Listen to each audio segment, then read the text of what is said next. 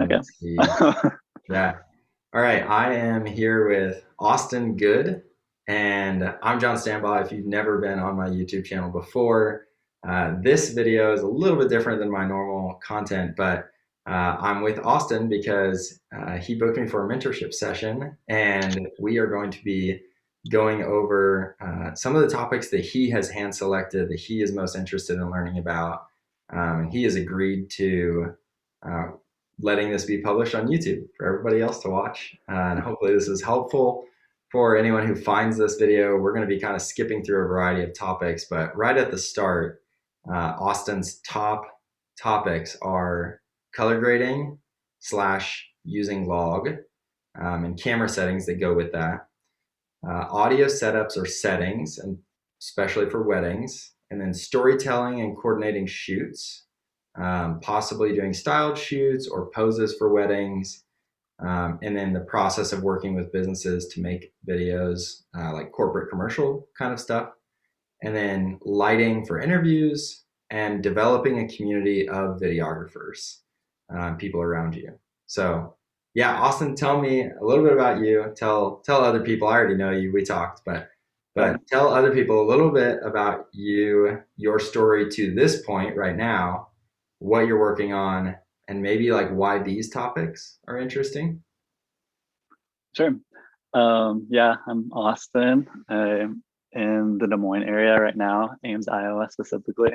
Yeah. But I started my own business last year. So I'm in my first year doing videography full time. And before that, I was doing freelance stuff, a little full time and part time. Even before that, when I was working a full time job. But yeah, I do a lot of weddings and commercial shoots are probably my big things. But Yeah. yeah, I'm excited to learn all I Awesome. can from you. Yeah, dude. And why, maybe just walk through like why these few topics specifically, like the top options of like color grading, audio setup, storytelling, lighting for interviews, and then like Mhm. developing that creative community. Like, yeah, why these topics? Yeah. Um, First off, for I'll say audio first. I do a lot of interviews and stuff, and I have a couple different microphones that I'm using, but I just feel like the audio just isn't the quality that I want, or maybe there's some other settings in Premiere Yeah. that I know you can like add effects and stuff too. Yeah. So I just wanted to get pick your brain on those. And then color grading is probably one of my biggest headaches. I feel like that is a main aspect that like separates other videographers from each other. It's like the type of mood that they have, along with like directing the day a little bit too. But and I don't Yeah. feel like my color grading is like where I hope it to be in the future. Okay. So I feel like that's kind of hard to pick up by yourself too. So that's why I wanted to do with the mentorship to kind of walk through that a little bit. Yeah. And then the community thing, I've noticed there's a lot of photographers in the area, and I've met a bunch like throughout the past year and years before that, just around me. But videography is like a little more specific and different than photography. So Yeah. just like a little bit of disconnect that I haven't formed the videography community Yeah. that I'm like Yeah. looking for. But Okay. Perfect. Cool. I think now we're just gonna kind of ignore anyone watching this on YouTube from here forward, just okay. you and I. If you're watching this on YouTube, then you can stick around for the whole thing, or I'll try and timestamp for helpful like topics that we go through, but we'll kind of skip around. And I'm just gonna focus on Austin and kind of forget about anyone else watching this later. So, uh, dude, I think it would be cool if we talked maybe first about the creative community. Okay. I I couldn't agree more that, man, it's a lonely world for videographers. To be honest, I there is a practical front to that, Mhm. and I think it is as simple as the fact that like there's a bigger barrier to entry. Like it kind of takes a little bit more gear or like a little bit more specific gear. Um, it's not easy. Like not that photography is, but like there's a lot of technical differences that make it more difficult to get into video. Mhm. Um, So from a practical perspective, yeah, there are just less people doing it. Um, and on the business front, that makes for good news. Less competition in the market means, Hmm. better pricing for us who are doing it. Um, but the downside is that there is far less community for support and for connection and for questions, collaboration, like all sorts of stuff. Um, so I would say just at the outset, just beware really that there are less people doing it than with Yeah. photo, which is a bit of a bummer. Um, I wish there were more videographers. Even from a business perspective, man, there are way more businesses than there are people doing video, and like there's a lot more room in the market.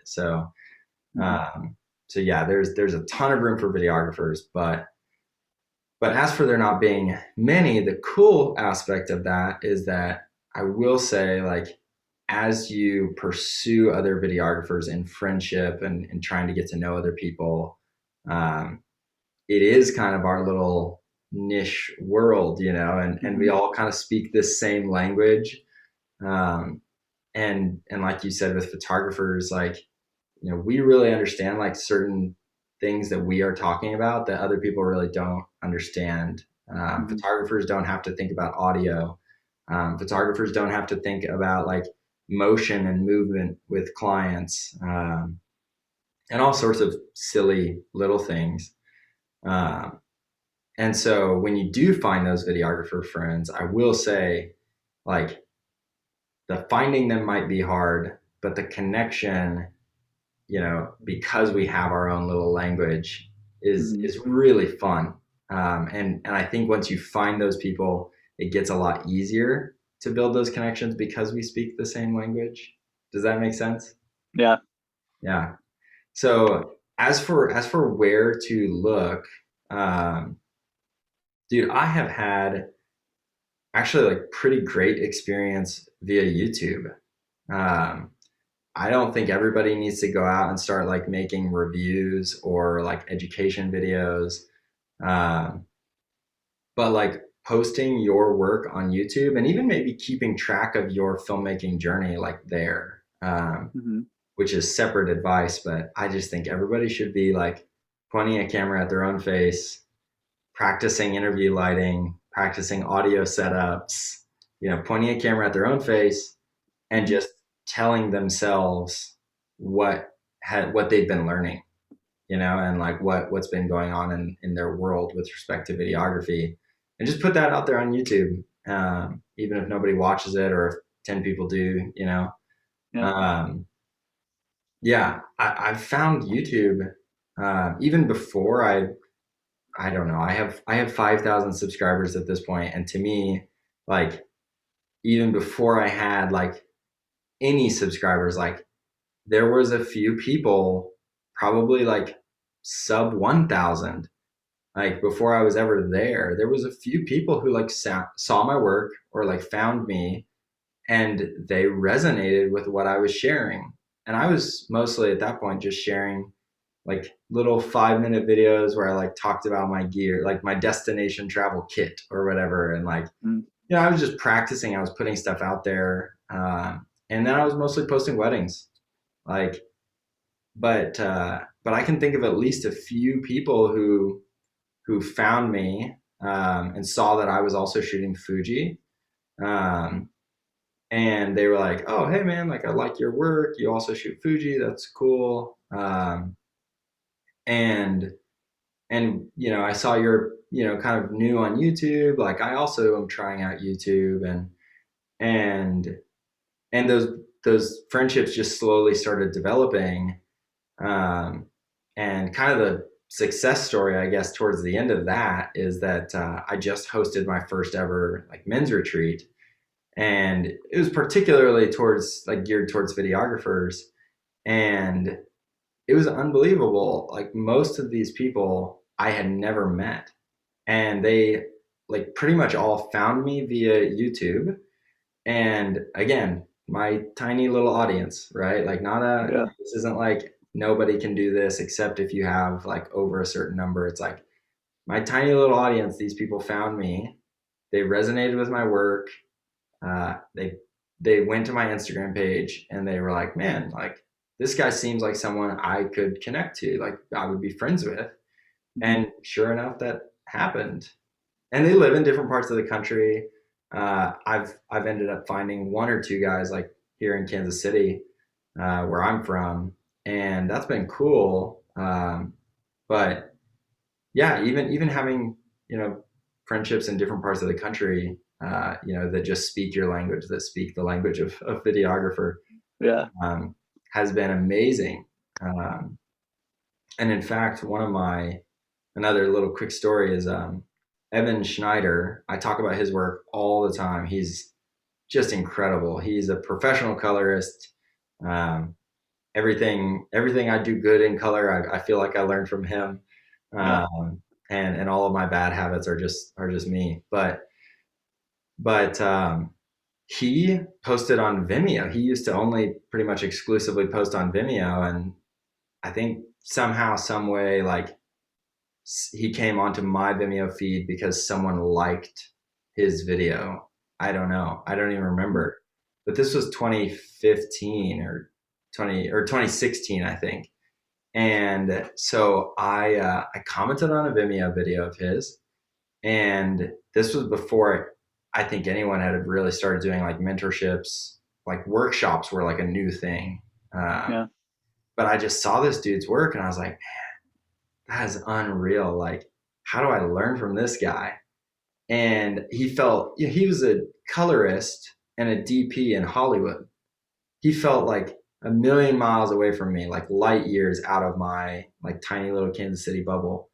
Yeah. And I just reached out on Vimeo and I was like, hey man, I saw your work. I think you're really cool. Like I just put myself out there and and he was like, hey man, yeah, I'd be totally free to like FaceTime with you. And I was like, That's cool. oh snap, are you serious? Like, and so anyway, it was just awesome.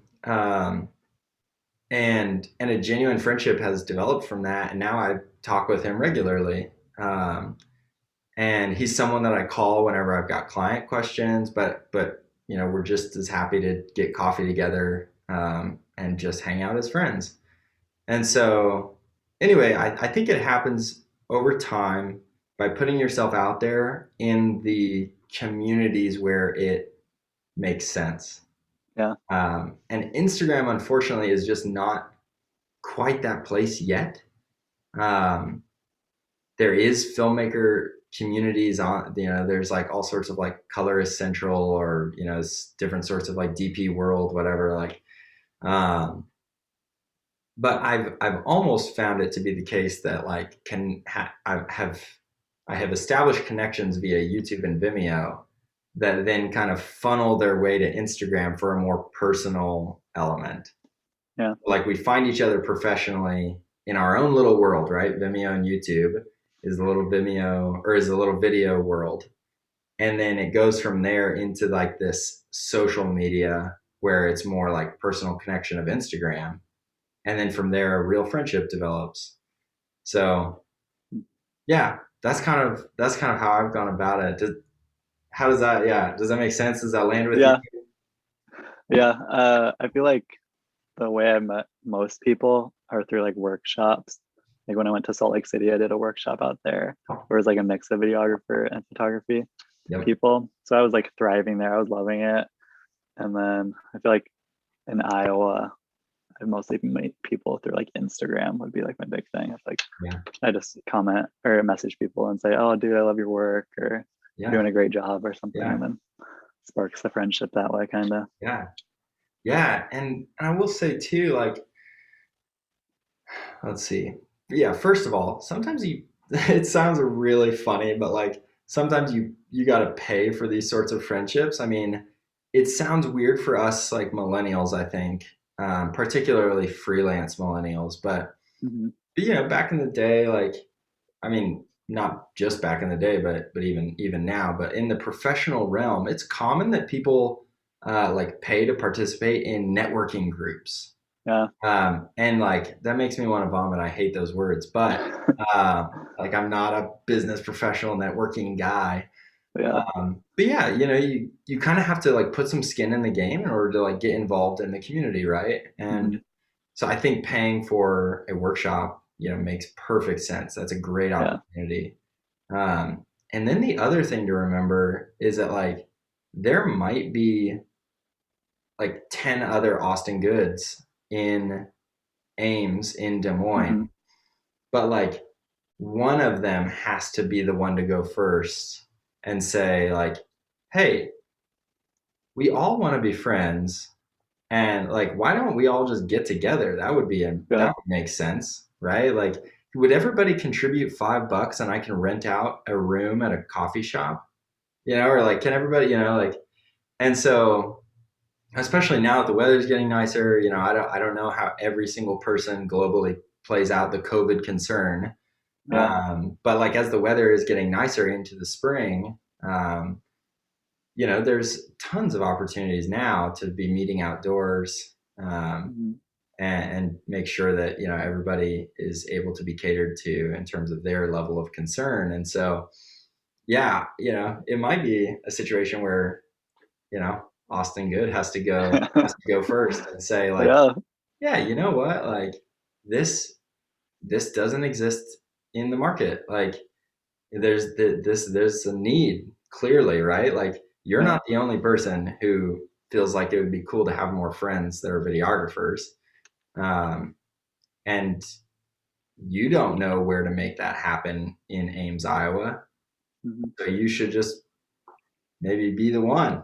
Start it up. Oh, I Yeah. don't know. Yeah, that's also an idea. Sometimes you have to be the one to go first. So Yeah. um, yeah, but I will say, man, it's incredibly valuable to have those friendships.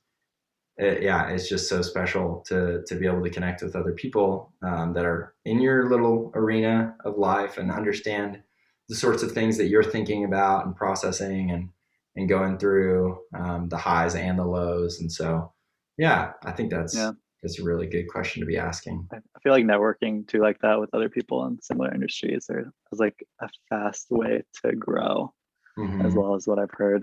Yeah, Just like mentorships. That's another reason why I signed up for this. yeah, So I've just heard like mentorships can increase the growing curve, yeah, basically. yeah. Uh, I would almost describe it as like, if you're looking like at a chart, if you're looking at a growth chart, like mhm. basically if you're like kind of on this trajectory, like it basically maybe would just like ever so slightly like tilt it upwards a little bit, and it's like that doesn't Yeah. seem like a big deal, right? But like, I always talk about, the different men's group I lead. I always talk about, basically like, uh, calibrating your compass, for the same reason that what you just described about growth. That, like a few degrees make a huge difference, and it Hmm. might not over the course of 10 miles. On a compass, for example, like, or on a growth chart. Like I guess this way is the correct direction, isn't it? But it's like this amount of change right there, that tiny like incremental like 0.5 degree difference of angle that I just did. It's like it Yeah. doesn't feel like an enormous difference, and yet like the end destination is gonna like exponentially separate. Yeah, Hmm. and so yeah, I feel like Huh. community does that, paying for education does that. Um, yeah, there's all sorts of things that just make those like tiny little incremental changes that when played out over years, you're talking about Yeah. huge differences. So, yeah. Have you heard of the class Full-Time Filmmaker? Full-time filmmaker? Yeah. Yes, Have you heard of absolutely. that? I'm doing that right I now. don't think anyone can be on YouTube without hearing of it. I know. I signed up for it, so I'm like going through it right now. But And how do you like it, dude? Give the people a review. I have enjoyed it, honestly. Instead of just like searching YouTube videos all day, every day, it just has like more of a curriculum that I like Yep. to go through. But Dude, it's invaluable, isn't it? yeah. Like to have it concisely and clearly like laid out for you. Hmm. and like questions I wouldn't even know what to ask. It just like goes through it. So Yeah. I've enjoyed that aspect of it. But Yeah. Yeah, man. How many of us have watched a 15-minute vlog that the title was like how to get skin tones right, and it's like yeah, actually a vlog, and it turns out it's just like 3 seconds worth of like a tutorial, you know? yeah, And it's like buy my preset at the end or something. bingo. Yeah, and I feel like that's why like education is so valuable. Is that like when you have when you do education, like you are getting what you might be able to find for free, but in a clearly and concisely defined time frame, like Mhm. with clear answers, with questions that you might not know to ask. Like, um, yeah, that's what. Yeah, I think paying for education is just so smart, um, especially when you're starting out. You waste so much time just like Yeah, perusing YouTube videos. So yeah, that's really cool. Was it an ad? Was it a YouTube ad that got you? yeah. It was. You just were like, you know what? Like that's going for it. Well, they had like a teaser thing for a workshop or something that you can watch like an hour-long video that highlights the top 10 videography, whatever, Yeah. about videography. So Yeah. I watched that and I was like, oh my gosh, there's a lot of knowledge in here. And I was like, Yeah. I might as well. I've always heard like you should invest in yourself so like other people will invest in Yeah. you. So Yeah. that's like my mindset as I like do like mentorships and other things like Yeah. that. But Okay, this is just curiosity. Do you feel like you've heard that more in the photo space than in the video space? um, I don't know. It's hard to like distinguish them, I Okay. guess. Because I know you've said like you lean a little more towards Instagram, it sounds like, and photo historically, right? Like in the past you've been Oh yeah, involved with photo communities, right? yeah, Yeah. I feel like it's just something like, with my wife being a full-time wedding photographer, uh, um, it's constantly preached at photographers, like pay for education, pay for workshops, go to these things. Like they will help you. You will build community. This is good for you. But uh, in the video world, it's like, nah, man, do it yourself. Get on YouTube, waste full days, like spend like 3 weeks just diving down the rabbit hole. Like, yeah, I just feel like I yeah, don't hear it that much. Like that like you should be investing in like actual education, maybe more than yeah. free YouTube videos. That's probably true. Yeah, Yeah, I guess my community now is mostly photography, so it's yeah, hard to like hear what other yeah. videographers would say. But Right. yeah, Yeah. that's interesting. I was just kind of curious. So Yeah. anyway, um, dude, let's do. Well, what do you want to? Where do you want to head next? I know on the two things that you said you don't want to miss out on: color grading, audio setups. So yeah, where do you want to head next? Let's do color grading first. Okay. Do you want to go ahead and pull up your Premiere project, or do you just want to talk over, like talk through the final product? We can do either one or both. I can bring up the Premiere project, Okay. maybe. Yeah, I think I have share screen permissions turned on for you. Do I? Oh yeah. So, and when you click share screen, you can just choose Premiere. So it only will share the window of Premiere. It says host disabled screen Ah, sharing. okay. All right, let me go in here. Security, allow participants to share screen. Done. So when you click share, it should, yeah, there we go. Okay, here Cool. we are. Dude, I gotta tell you, I've been I've been 2 years clean from Adobe, Oh uh, yeah. You're a Da Vinci guy? and I'm a DaVinci guy, and I have to tell you that I might just try and convert you before our time is over. But for now, we'll just work with what we've got. So um, yeah, let's start right at the beginning. let's just go. It only makes sense. Go to the beginning, start from there, um, and tell me a little bit about your process right now, the end result you're getting, and what you like or don't like about A, your process, or B, your final result. You Um, said some of this stuff to me, but mhm. even just for you and I to have clarity, Yeah, not for YouTube. Um, I'd love to just hear it one more time so that as we're looking through it, I'm clear. yeah. So I like the storytelling aspect of wedding videos specifically. So just like putting it to music Yeah. is what I think is like really fun about it. And I usually like Oh, sort my speaking of which, footage. Oh, I will you mute the track?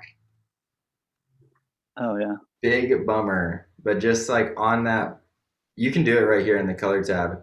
Just go down to that song Oh, and click the M yeah. because I don't want Yeah. to get hit with the Yeah. copyright because I Yeah. don't have the license for it. But Good call. anyway, yeah. So you're saying storytelling, putting it to music, you love that element. Yeah. And I like sort my footage before I drag it into Adobe between like Okay. couple moments, wedding party, reception, everything Okay. like that. So I feel like that has helped me speed up my timeline a little bit. Yeah. Um, but yeah, Okay. what I want to focus mostly on, I've seen other videographers have like multiple layers of color grading. And I don't know if like every videographer does that, but I do Yeah. not do that. Yeah.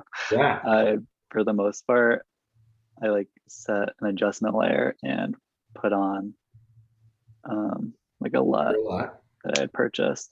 Uh-huh. And then I like go through the footage and like tweak it here and there based on the Yeah. specifics. Okay. But yeah, that's kind of my Yeah. process, I guess. Okay. And then okay, so that's your process. Adjustment layer is just your LUT, is that right? Hmm. And then individual adjustments are happening on a clip basis. Yep. Okay. And yeah, you shared a little bit with me, but what you're not liking right now is that you feel like the contrast is maybe a little too strong and the you said something about skin tones. Yeah. I just maybe the skin tones are like maybe a little orange. There's like specific clips that I noticed, like Here's this one. okay. Oh, Here's one I um, wanted to know about on yours. yeah. I'm going to request remote control. Okay, cool. Well, cool. So I should, well, do I? You can control. Okay, there we go. Just, yeah, as long as your mouse stays steady, Oh, I should, well, is it, can you move it? I'm trying. You're controlling Austin's screen. Allegedly I am. Well, I'll just have you keep going for now. Just drag Okay. down a little bit in your timeline here. There's a shot of the couple from the back, and because Oh, the, yeah. the dress is open backed, you can really clearly see the bride's skin tone right there. Yeah. Mhm. Okay, in these shots, like particularly outdoors, how do you feel about contrast skin tones, like color, general color? Like, how do you feel? I feel like this shot right here looks fine, Yeah, but I feel like there's another aspect of color grading that like sets the mood of yeah, the film, yeah, which I don't think I've like figured that out yet. yeah. There's just some you can't define it necessarily, but there's something you just feel like is maybe missing. Yeah. Okay, Or like if I looked at this does not look quote unquote cinematic to me okay, of just like the colors and yeah, the sure, like the contrast of everything, but sure. Okay, dude, I really hope I'm able to. control it. Yeah, I really hope I'm able to control it. Um, I don't know why I wouldn't be able to. Does it say you're able to? Let's see. I thought I hit accept, but You did, um, but for some reason the mouse. Let's see. Stop remote control. You're viewing Austin's screen. Okay. Request remote control. approve. Huh. It even has my little dot up here that allows me to see like when I'm clicking on your screen. Oh wait, I think just a second. I think I can figure it out.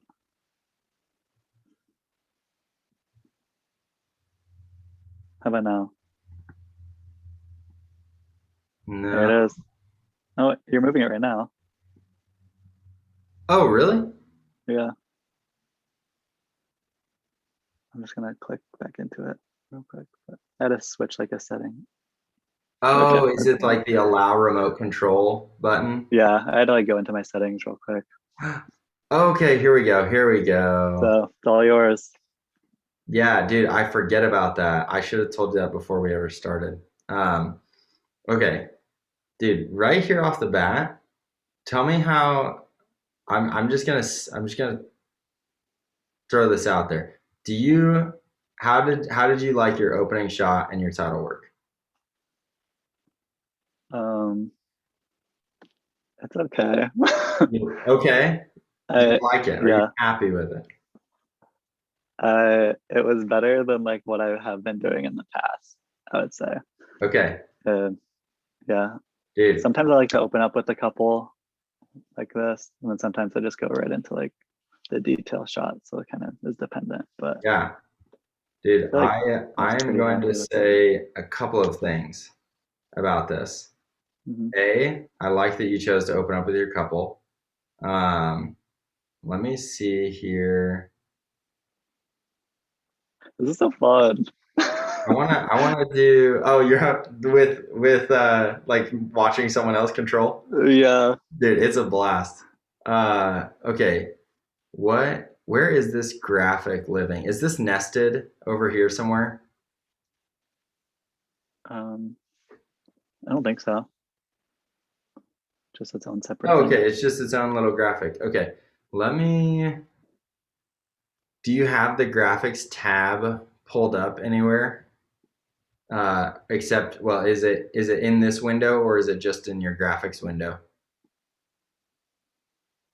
Um, I think it's just Oh, in this window. here we go. Effect controls. Oh, Okay, that. Oh. perfect. This is. I just need the text. Okay, so I'm gonna show you something right now that I Okay. just like, dude. When I learned this, I was a little bit frustrated and very, very pleased. Um, so for some reason, Mhm. our brains just work this way that like smaller fonts like look premium. There's just like I wish that I knew Interesting. I wish I knew what's the word I'm looking for? There is a specific field related to type design, Mhm. and I wish that I was able to ask one of those people like why exactly this is. But I'm trying to remember my favorite like sans serif font. Um, but for now, let's just go with something that looks a little bit more like has a little bit more of a premium sort of feel. I think I want to say one of these is like no, that's serif. Um, I think it's something like this, but I'm just gonna leave it on yours and do just this tiny little adjustment. Um, if you like bring this down here, make it a bit smaller and increase your letter spacing that you already have. Um, and then of course center, and then we'll center this as well. Um, and then I'm also going to, instead of making that a big P and a big K, Mm-hmm. just leave them smaller like this here. And let me just see how you feel about this. I like it. Even just a tiny, like, isn't that the smallest like little difference? Yeah. Decrease the font size by 30 points. Make it, don't mix caps and all caps, like, Mm-hmm. and like immediately, like, it just helps it to feel like a little bit cleaner. Yeah. Someone that's not me would have to explain why this is, but dude, the day I figured this out and I started making my titles like significantly smaller was a good day. Because it's just like a lot of times when it just like pops up big on the screen, it feels like Yeah. iMovie. Um, Oh, yeah. I don't know why that is, but like, yeah, when it's like real big and chunky up on the screen, Yeah. it tends to feel less professional. Um, and so yeah, I would do that, and then I would maybe get rid of the shadow, like if there, or the, yeah, just to make it like super clean. Mm-hmm. But I get that it helps to like separate it from the background. So with a really fine, thin font like this, it might help. But anyway, that's just right out the gate. That's a tiny little difference that Yeah. that I always love to show like younger videographers and be like, hey, like just today, start making your titles like exceptionally small. It's Yeah. so weird why this works, but your videos will immediately feel more professional. Um, and I feel like titles should be on full-time filmmakers like list of like early mistakes Mm-hmm. we all make. Uh, so anyway, that's just right out of the gate. I just want to throw that tiny little tip out Yeah, that's good, honestly. there. I like wouldn't even thought of that. But dude, let's start with this. I'm not gonna change your method here. I don't do the adjustment layer thing. Never did. Don't do it now with DaVinci. Mm-hmm. Um, with DaVinci, you can do the equivalent of an adjustment layer, or you can do a timeline node. Basically, it's like one color layer. They call them nodes. Mm-hmm. Um, and you can just put it over your whole timeline. I don't do that because I like to work on a clip by clip basis. And one particular shot, or one particular reason, is because, like, you know, you said you were unhappy with, um, let's see, like a shot somewhere in here, you said, like, definitely felt like the skin. Yeah, I think it was one of these. You just said the skin Yeah. didn't feel quite right. Mm-hmm. Yeah, and I would say, like, here's my difficulty with an adjustment layer system of grading for weddings in specific. And this, dude, so many issues come back to being weddings. Just the nature of weddings. Like you said, you want to do more commercial corporate style kind of work because you have more control. Mm-hmm. There you go. That's the dream, right? Is that like you would be able to like walk in on a wedding day and be like, oh man, like so cool that in the bride's getting ready room they have an aperture 300D, like, you know, just like perfectly in the corner, like, you know. But no, that's not happening. Yeah. They have a lamp with a tungsten bulb, and then overhead they have the fluorescents turned on, and so it's like Yeah. sweet. Um, so yeah, I mean, you're working with this big, huge window coming in from the back here. And Yeah. somewhere in the deeper part of this room, I'm guessing indoors a venue, is some sort of warm tungstenish light. Mm-hmm. And this is the result you end up with. So to me, throwing one LUT right over the top at 75% is going to start causing you a ton of problems, like when you want to grade this and this the same, Mm-hmm. because this and this are very different clips, and I could probably just go randomly click somewhere else down here and pull up a very different one again. Yeah. So I personally, I think I totally get the method, which is that you want a consistency to the entirety of the film. Mm-hmm. But I would rather achieve the consistency in other ways than the LUT over top. I think where you start to run into real problems is not maybe as severely as like during the day, but like as soon as you start getting into, well, that's the day. As soon as you start getting into reception footage, like here later in the evening, and the lighting starts getting increasingly more difficult all the time, Mm-hmm. um, this is when it starts to become really tough to do that LUT over the top thing. So, yeah. Did you feel that at all when you were grading it? Yeah. And that's kind of, I went through like each clip to kind of tweak it like itself. Yeah. But yeah, that was like my main goal is why I put it over the top is to like have that consistent feel, Yeah. or And try to at least. did you feel like you were fighting against it at times? Yeah. Okay. Okay, because that's how I always felt. I always felt like, oh man, like I feel when I would try that adjustment layer thing, I was like, Mm-hmm. I feel like I'm just having to work backwards against the LUT here. Um, and step one of converting you is that like you don't really know DaVinci's, or you don't really know Premiere's image processing pipeline. Mm-hmm. So I don't in particular. Maybe somebody out there knows. Um, a LUT is destructive.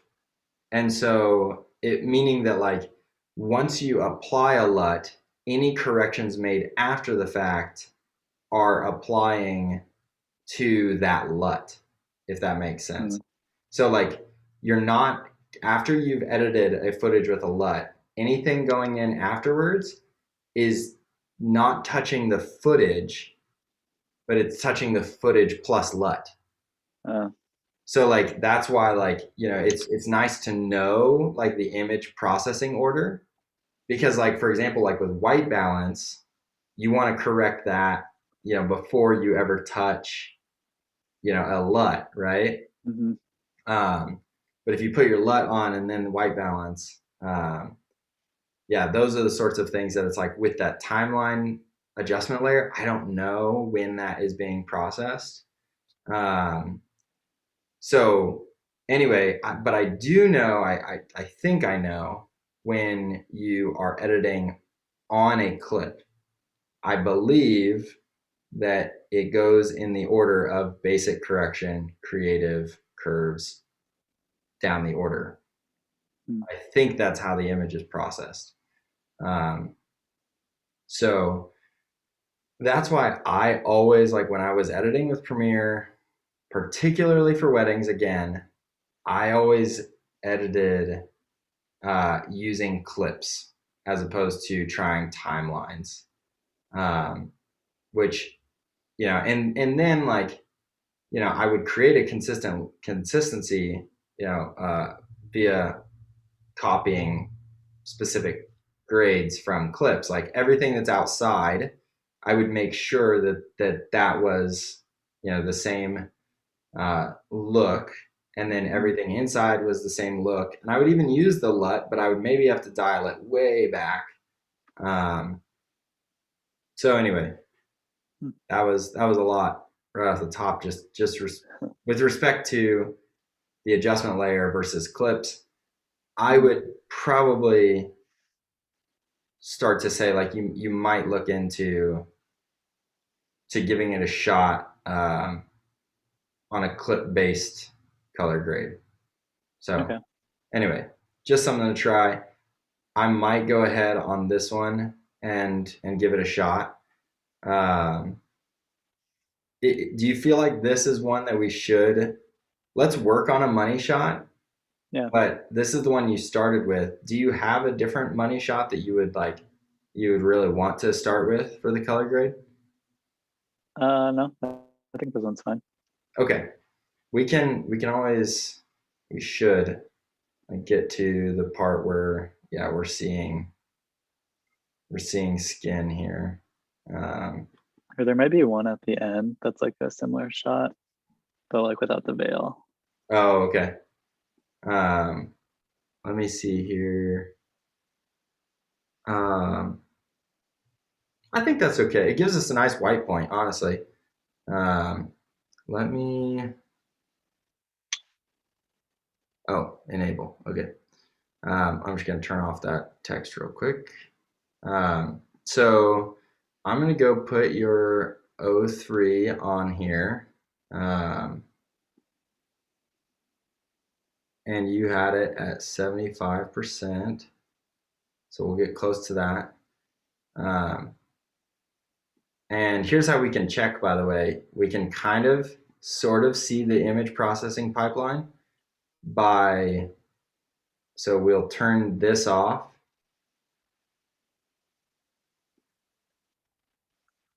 And I don't know yet. Let me look here again. Okay. It looks pretty consistent.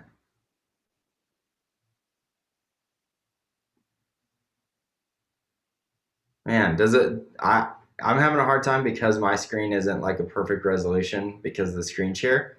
Do you Oh see a yeah. difference there when I switch between the two? No, not really. Okay. Okay. So it may be processing it correctly. It might be processing it in the right order, but by putting the adjustment layer separate, you're going to be applying the same strength to everything. Hmm. So anyway, Here, I'm I gonna move something on my screen real quick. yeah, That's go ahead. the, the your face is like all up in the settings. I don't want to Okay. like miss anything. But yep, you're good. So pulling up the scopes, always. I saw right when we got in here to the color tab, you had the scopes open. That's the way Hmm. to go. So yeah, having the scopes open here, you said your images are. You said you felt like your image was too much contrast, um, and the scopes don't lie. So yeah, probably too much contrast for your liking here. Um, did you end up doing a basic correction on these clips that you were happy with? Yeah, I think so. Okay, I'm wondering. Premiere does things kind of funny sometimes with respect to like where it keeps your clips. Because this one doesn't have adjustments on it, but I don't know if it's because Oh, it. maybe I didn't adjust it. Maybe I Okay, thought it because looked honestly, okay. it looks great right out of the Yeah. gate. So I wouldn't be surprised if you were like, well, it looks pretty good. So, uh, but in order to head towards the direction like that you are interested in, I'm Hmm. gonna start with my whites because right when I let's see, even when I turn this off, that's our LUT. When I turn off our LUT, even here you can see our whites are really hot, and that's going Hmm. to be natural. I think it's totally normal for you to like blow out part of the veil or like the sky back here. I don't think I would prioritize skin tones. You expose this really well, which is the start to a color grade, by the way. Exposing well and like getting your white balance pretty close in camera is like the start. Um, Hmm. but but definitely for the look that you're wanting, like a bit lower contrast, and you described it as like moody. And if you were even saying like you enjoy my style, I almost always again it's a dangerous game to make rules when it comes to color grading. Yeah. Um, but I almost always kind of like plan on my whites being up near like 90%.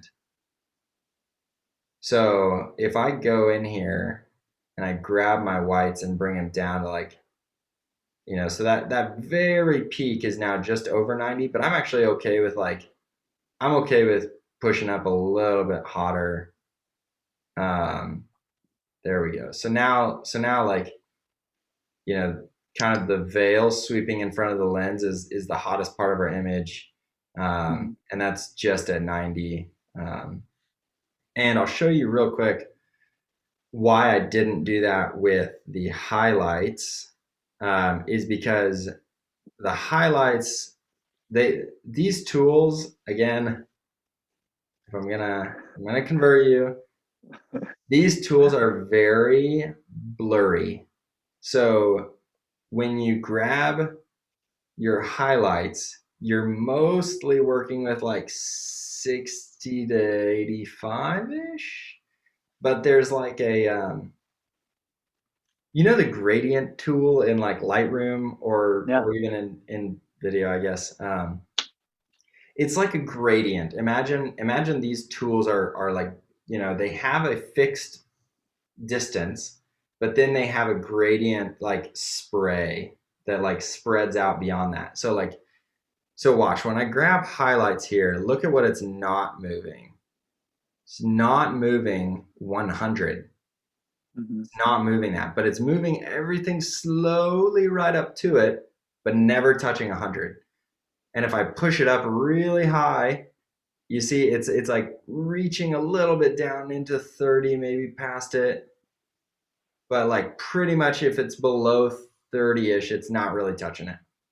Hmm. So the reason I'm starting with my white is because this here is like my main interest. I'm mostly interested in that right there, like this coming down, just bringing the heat off of the veil action. Um, and your black point is actually like, you've got pretty close to a true black with your bride's hair. And so like it's, you're doing fine on your black, but like if you wanted to, you could probably bring down your shadow here and then push up your black just a bit. So you give your black just a bit of breathing room, but then you bring the whole image down just a bit. Um, and this is where like I do wish I had a bit more precise control. But now at this point, like we want, so the whole image is now subdued a little bit, right? Yeah. There's less contrast than your original grade. Oh snap! I should have. Let's see here.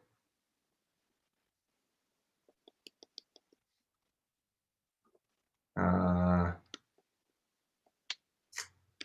I should have duplicated this beforehand, but I can always just go back here. Okay, this is your original grade, Hmm. and this is where we're at right now. Okay, so a more subdued look, even if you look at the scopes. Um, but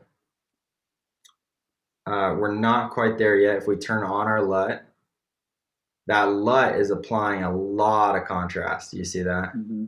Yeah. And that's pretty standard. That's kind of what let's stylize the colors, add a little contrast, add a little saturation maybe, or lose a little bit.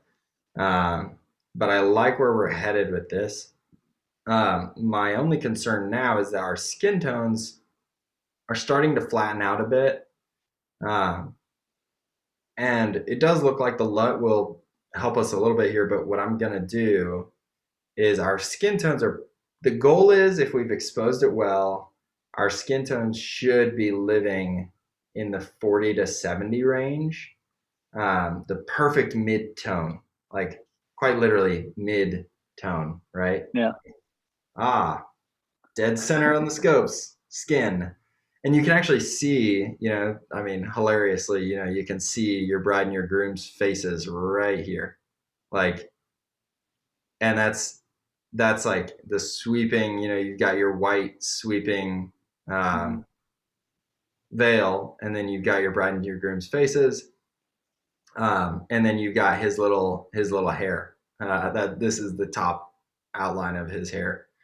Um, so, um, so we want that hot top part to be still like subdued.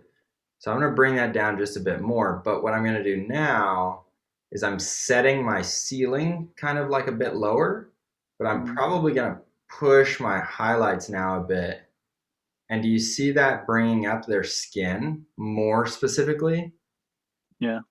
Okay, so this is them now, but two little moves ago, they were here. So like we went from like just barely under 60 with their skin to like just a little over it, but we're actually keeping our whites still calm.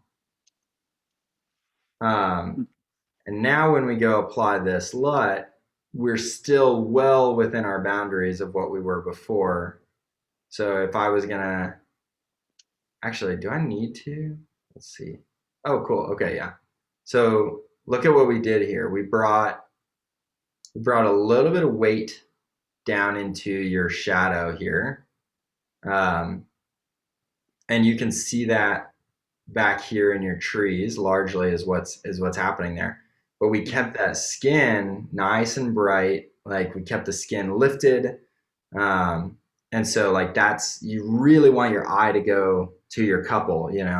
So this dark like band of trees is now like leading you right to your couple. um, Mhm. and even like you did a great job, like you and the photographer's work here with the veil is super good.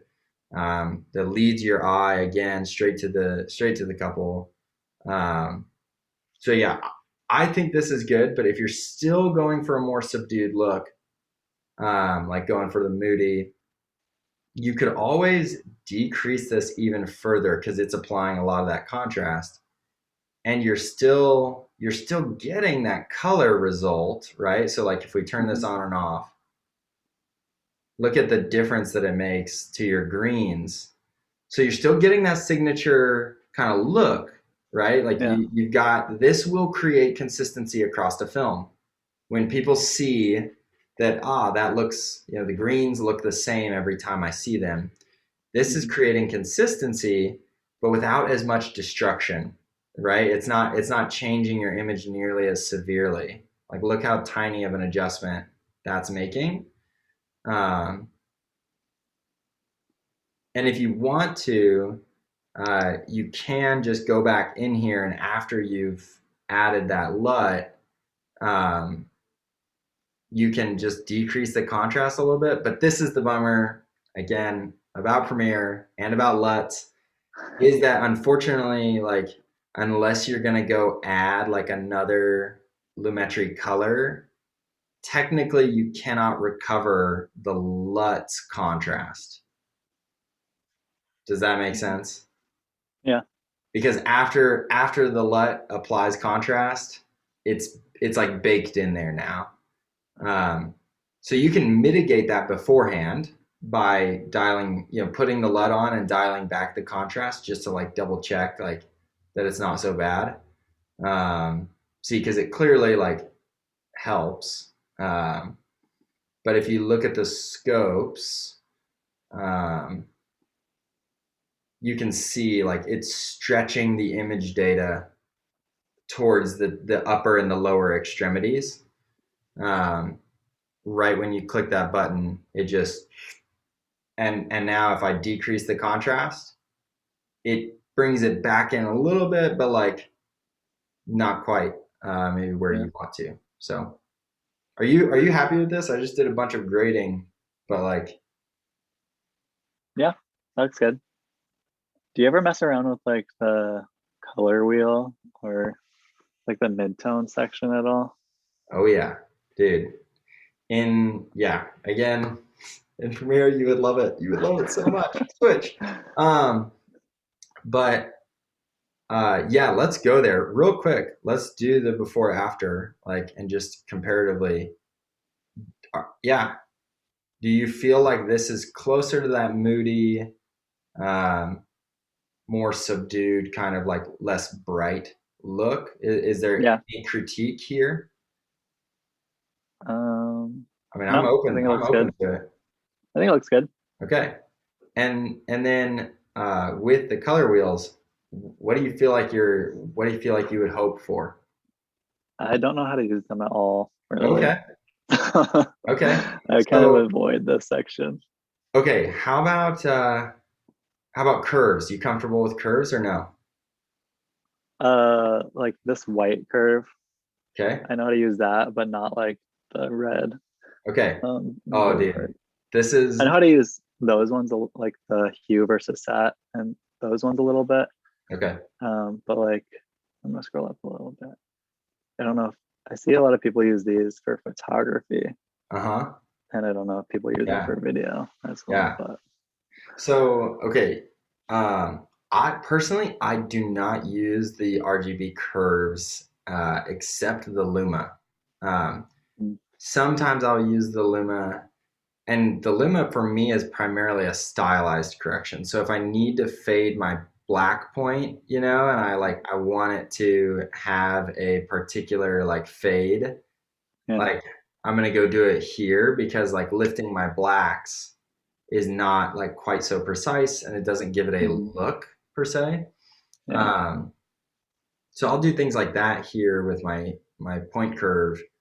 Um, but as for the RGB, I don't like to use them because they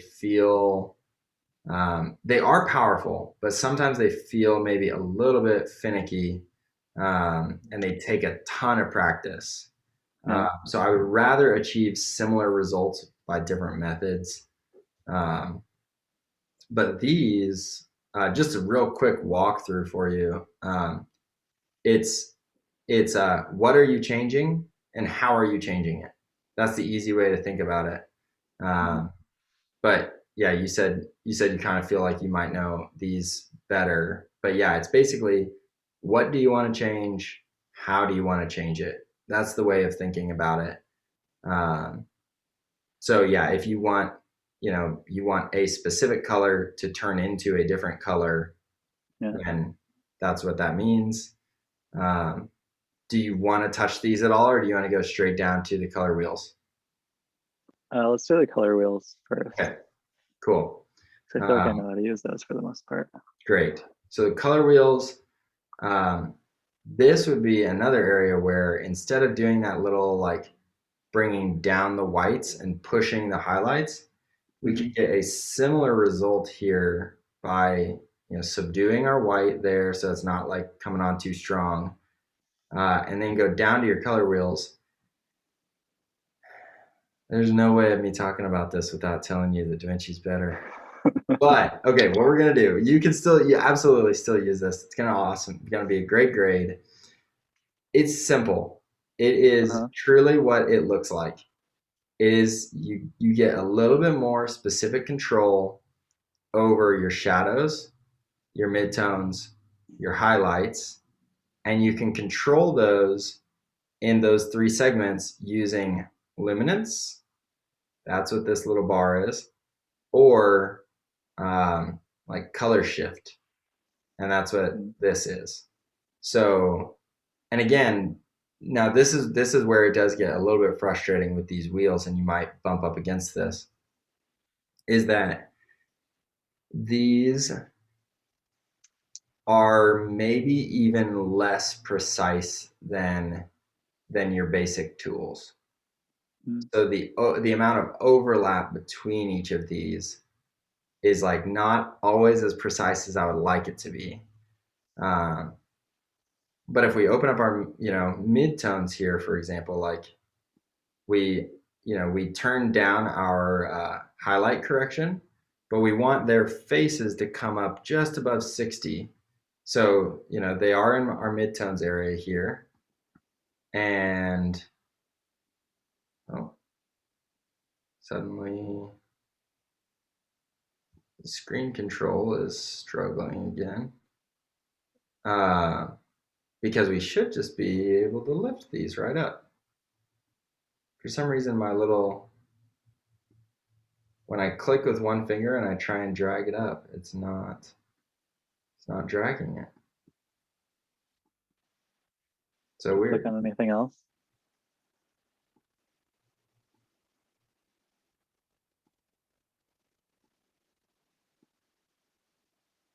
Hmm. Let's see if I Well, can do it. Oh, yeah, you go ahead.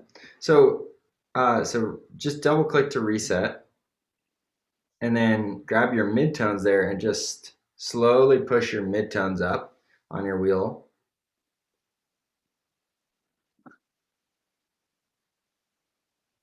And yeah, until you're happy with it, but I think right about there is like looking pretty good.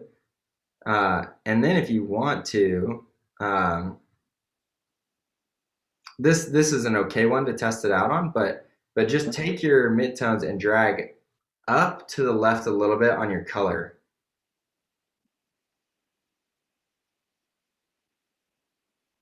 Just yeah. So there you and then go flick the color wheels on and off. So midtone is impacting the most sections of the image, right? Because it does overlay with the shadows and the highlights, it's impacting the most part of the image. But it is typically isolated the skin tones more specifically. But yeah, in this image, this is how like these wheels here is how I would like generally kind of lean into a bit more of a creative like like just okay. a little extra like creative taste. And then like a very common one is I should be able to at least do this part. Um, is if you bring your shadows like, dude, what a funny quirk.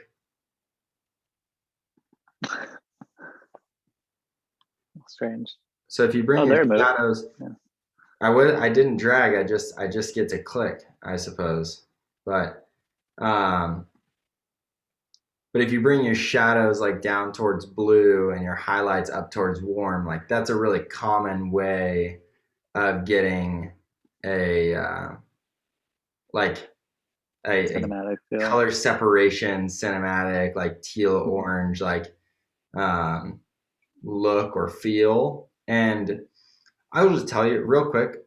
I don't know if there's a video out there on YouTube that addresses this for you yet, but teal and orange is not a bad thing. Like I think it can go heavy-handed or it can be talked about as if it's like bad. Mm-hmm. Real quick color theory if you don't already know it. This is teal, this is orange. Our brain loves complementary colors. Coincidentally, teal happens to be the color of our skin. Like no matter what ethnicity you're working with, all of our skin falls somewhere, and I can show you this on, let's see. Okay, this right here, this little line Mm-hmm. is human skin tone.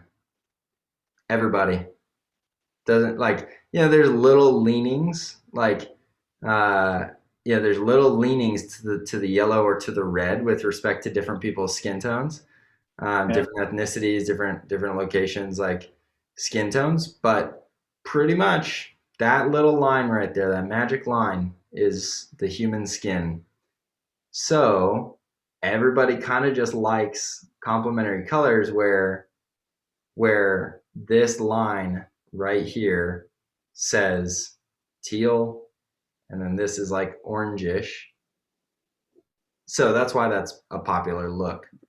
Yeah. Um, but it works with any complementary colors. That's why this right here with green, the green makes your bride and groom like perfectly pop here. Um, and so anyway, that's just something to know is that like, yeah, if you want to try out little things like this um,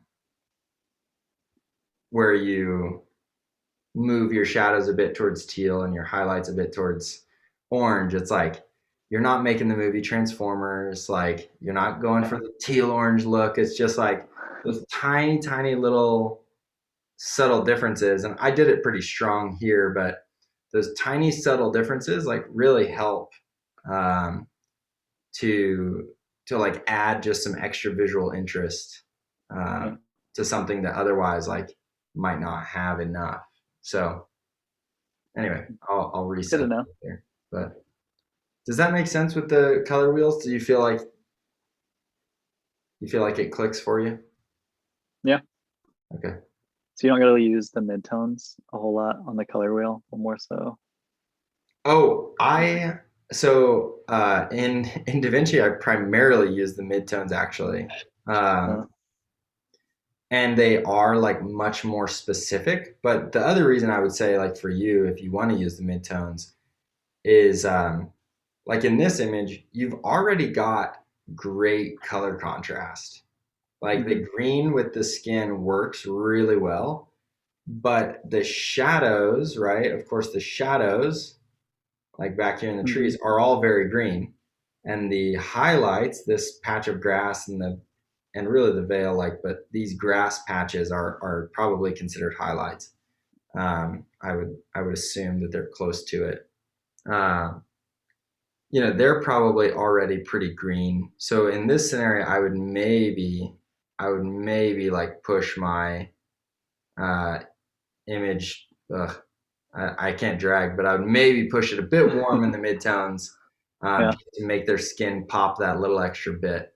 Um, but I would do it in a simple way like this with the color wheels, as opposed to like trying to do the HSL secondary. Yeah. Um, but yeah, how's Okay. that? Yeah. Are you familiar with HSL secondary? I messed around with it a little bit. Okay, because it's honestly it's pretty simple, and I would be cautious about using it because Premiere is not a color software. It does artifact pretty quickly in my experience, Mm, um, but in essence, like you're able to, particularly with skin tones, you're able to isolate them, mhm, um, and just like be a lot more aggressive, I guess, with adjustments if you wanted to be. Um, and so here in this scenario, you can like fine tune it until you've got like a broad range, and you're starting to include some like outside stuff.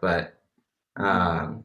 But if you blur it enough, you can be pretty safe about it. But like let's let's try and include everything there. Um, and then you can do a similar sort of thing. Of course, I can't click, but you can do a similar sort of thing, but you're just specifying, skin tones. So like Yeah. that's only applying itself to like those few little parts of the image, um, and that really helps for, I would say, for your gamma, for your um, levels, like your exposure here.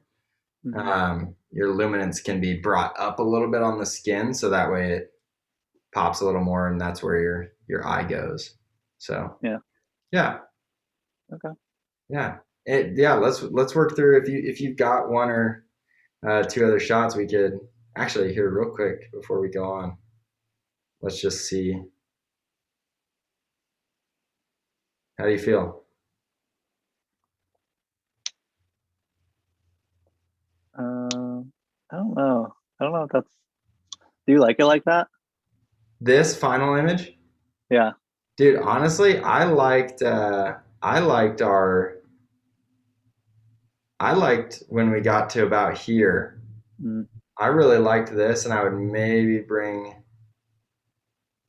I would maybe bring that up just a bit to get Oh yeah. some better skin tones. This was like before we started playing around with the color wheels and the HSL. And Yeah. dude, I am a notoriously simple colorist. Dude, I love me like a clean, Yeah. simple image. I like to let the image do the work for me. Um, put my subject in the best lighting conditions, good color Hmm. contrast in the frame, um, and let that kind of do the work, and then keep my color simple.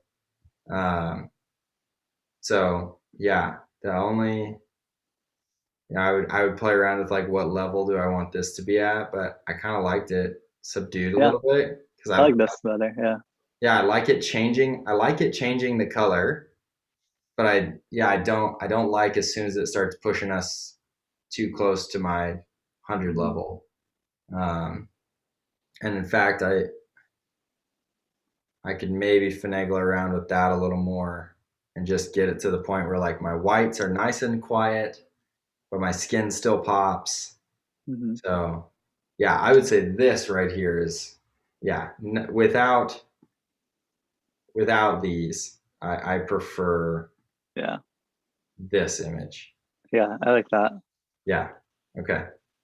So let's let's pick a different clip but I'm gonna copy that. I just copied that color there. So let's go to a different clip. I'll let you take over here.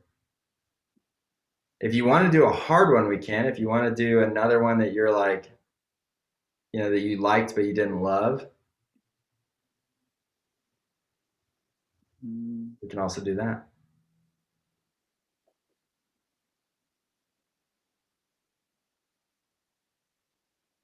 Dude, you did amazing. You should know that. I mean, Thank this you. looks incredible. My earlier wedding films did not look like this. Oh, I feel like, oh, there, I did have some headache. That's not like color related. But you see how I like move through this? And there's like little lines. Yep. I think my shutter speed was too high, maybe. Is that the reason for Well, that? unfortunately, it may not be too high or too low necessarily. Banding is what that is. It's when Oh, fluorescent yeah. lights, um, it is quite literally like what is happening inside of a fluorescent light. If you ever watch a tube Hmm. light, it is like it's a light like flowing through here. There Yeah. is a way to deband. I don't know if they have the filter like What? built in. There is a way to like deflicker or deband. And actually, a lot of Yeah. cameras, I don't know if the A7 III, which is what you shot on, right? Actually, I was using a Canon at this time, Oh, but okay. just switched to the Sony A7 III Got a it. couple months Okay. ago. But I ran into the same issue when I was on the styled shoot. Okay. That Yeah, dude, I'm praying for the day that wedding venues reach out to photo and video, which seems pretty important to me personally. Um, I'm just waiting for the day they finally reach out to us and say like, "Hey, would you guys want to come give us advice on how to build our venue?"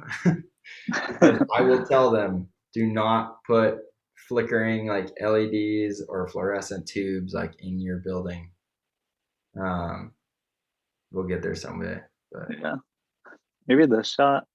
I okay, don't know. yeah. Um, so yeah, by the way, that debanding thing, you might check and see if Premiere has an effect, but also check on your Sony. I can't remember if the A7 III has like a deflicker. Um, Mm. so anyway, but some cameras have that built in now to like help you prevent it. Mm. Otherwise, it might not be like your shutter speed being too high. You kind of just have to find the sweet spot Or uh, I think it was my where frame rate. My okay, frame your rate was a frame bit rate too and your high. shutter Yeah. speed are both, unfortunately, they're both interacting with the American electrical grid. It's freaking crazy, dude. Like science is weird.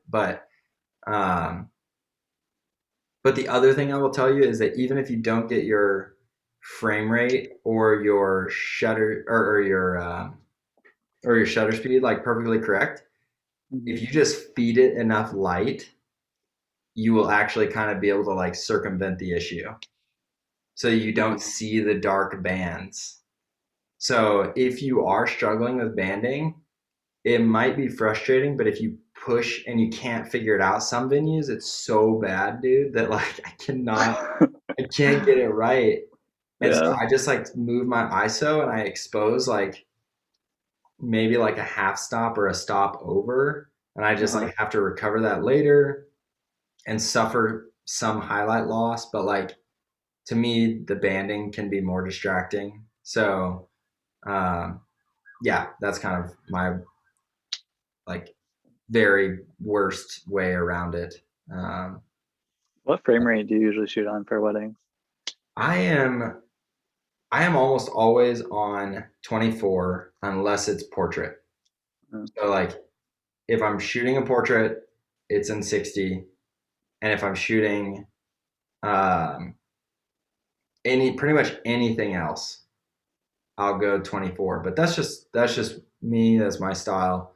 Mhm. It fluctuates. It changes. Um, yeah, right now things have been a little bit weird for me because I'm shooting almost exclusively elopements, Mhm. and everything is portraits pretty much. So I've been shooting a lot of 60, like almost all day. Mhm. But I'm finding that like my films are ending up with maybe more slow motion than I would like. I love me some handheld shake, man. I like it feeling organic. I like feeling involved in my film. Yeah. Um, so yeah, I'm still learning and growing and working those things out. So like right now, I would say like I'm on my last couple of elopements. I've shot 60, you know, the majority of the time because it's a lot Mhm. of portraits. But I want to be finding ways to like incorporate 24 back into elopements, outside of just the sharing of vows. Because I just love the organic feel and the more um, raw like nature of 24 as opposed to 60, which just looks all cinematic and clean Yeah. and film, um, or well, cinematic and clean in video, actually maybe video. And I'm actually even I shot Super 8. I don't know if you saw that, but at my most Oh. recent elopement, I finally got to try Super 8 and put that in a collection. um, and and shooting at those lower frame rates, 24, Mhm. and adding that, having the shake, having the organic feeling feels very filmic to me. um, Mhm. so yeah, that's kind of my frame rate method for weddings. So Okay. I was yeah, curious. yeah. um, let's Okay, I'm just gonna, dude, I just put our grade on top of this grade, and it really doesn't look bad. Okay. Um, so let me just check. Okay, yeah, that adjustment layer is off. Um, so this is just, I just pasted. Oh, dang it, I did it again. Okay, I need to duplicate this clip before we get anywhere, just so we can see kind of our before and after. Yeah. Okay, so let me, okay, so that's what you had. And this is where we ended up with our last color grade pasted here. So the little difference is just the highlights are, let me pull up my scopes here. The highlights are coming down just a bit and we're compressing our shadows. Mhm. So what you can see is like, here on this one, your blacks are like coming all the way down to, the very extreme black. Mhm. But your shadows are like a good true shadow. But the difference here is like I'm bringing those shadows down, but I'm like meeting my blacks up towards my shadows. So that way they kind of are all like uh, sort of compressed together and like they've got a little bit of breathing room. They're not like totally clean black. Um, and I always find, just so you know, like I always find that like when people describe something as like sort of moody, oftentimes they don't know what they're naming, but it is um, oftentimes it's lacking a pure black. Oh, And so like just a very slight fade in the black, like even when you watch a film, like an actual like Hollywood film or whatever, like oftentimes you won't ever see anything that's like a very crushed black. yeah. It'll be black. Like you'll be able to look at it and be like, wow, that is a really dark. They will have very dark images in a film, Hmm. but there will be just a little bit of lift in the black. And you'll even see that's a large area where you'll see like a little bit of film grain. Um, and and unfortunately, I feel so bad for all these like incredible talented filmmakers and videographers out there that like, like wedding or music videos that end up on YouTube. I always think of the Ballad of Cleopatra. It's from the Lumineers, and it's this like, they took 4 or 5 of their songs and like they're all one story. So Oh they yeah, I've turned seen all those. those music videos into a short film called The Ballad Mhm. of Cleopatra. Um, and dude, that poor cinematographer, like when you watch this on YouTube, it's just straight up artifacts in the black parts of the YouTube video. It's just so artifacted.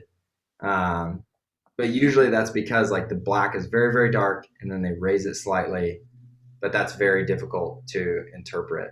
Um, Yeah. so anyway, that's what I'm doing here versus what you originally had.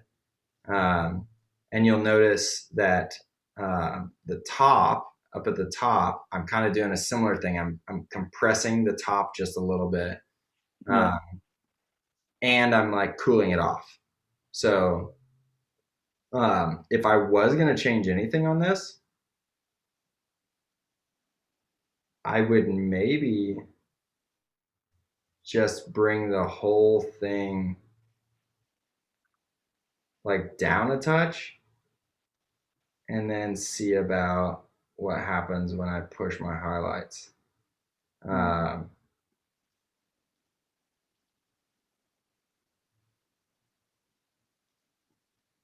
let my blacks. I want to bring my blacks back down, but I don't love just the blacks coming down. So I'm actually gonna just go bring my shadows down. And that's probably about where I would end up. How do you feel? Yeah. That looks good. Yeah? Yeah. I want to make sure you like it. Yeah. But I like it. okay. Is it again, are we leaning in the right direction with respect to like moody, Hmm. kind of subdued look? Yeah. Okay. So when people, or I don't know, have you used log? Yeah. Have you shot in log? Is Yep. that popular for video Yeah. creators to shoot in log to get Yeah. more So punchy colors? okay, dude, log. Man, what a little rabbit hole. Big rabbit hole. Log is um, log is basically a way of compressing video data in a different way. So, Mhm. um, so actually, I can show you like what a log curve looks like from a technical perspective. Um, So, and it's not going to look like it here on the computer, um, but log means logarithmic. It's a mathematic term for the way you capture data.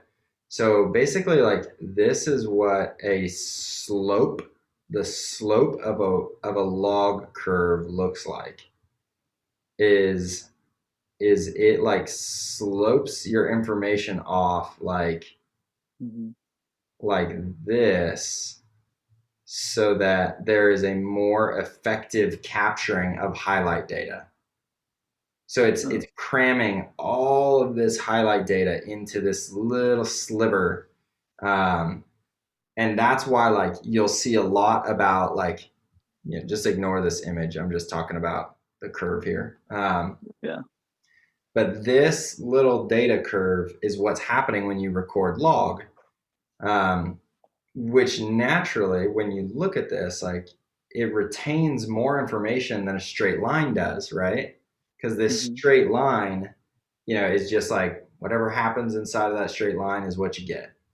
But with log, it's like kind of creatively capturing it in such a way that like it allows for more shadow information and more highlight information to fit inside of the same little square box. Um, Mm, that's why people like log, is because you get more data.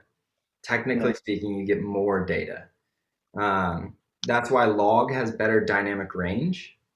You get more shadow, you get more highlight. That's dynamic range. Um, so that's the short of it. That's the very very short pro to log. Like that's why you want to shoot it. Yeah.